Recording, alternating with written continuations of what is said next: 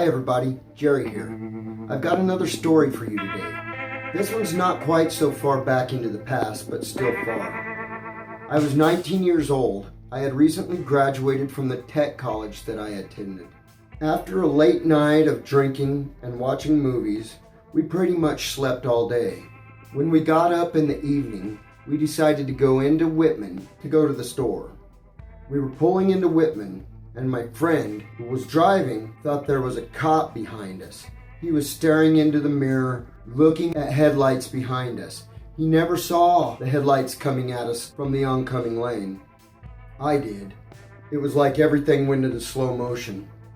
There was an 18-wheeler tractor trailer coming straight at us, straight at me, where I was sitting in the passenger seat.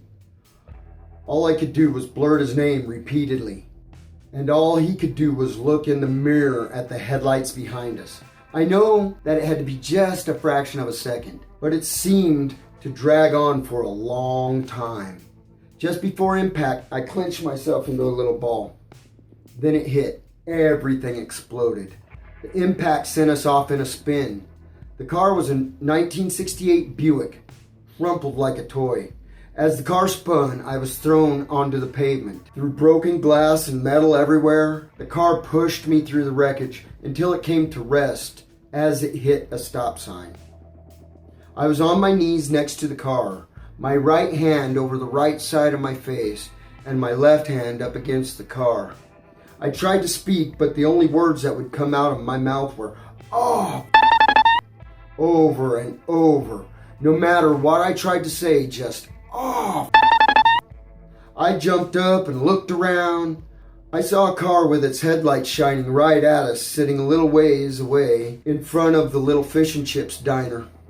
I ran towards the car. I got a few steps and realized that there was something broken inside of me. That car was a cop, and he'd watched the whole thing happen.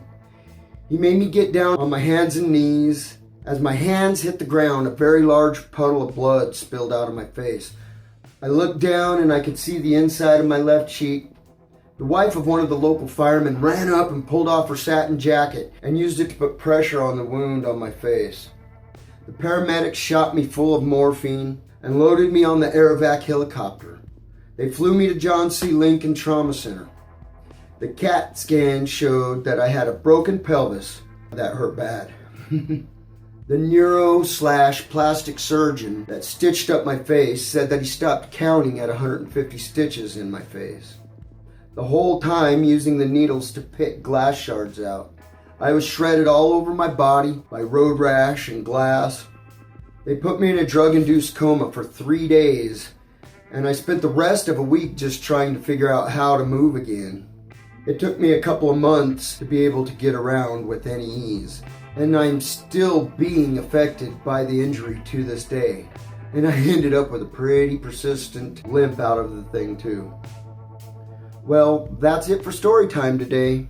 Please feel free to leave your comments. I look forward to hearing from you. Let me know what you think. I would love to answer any questions as well.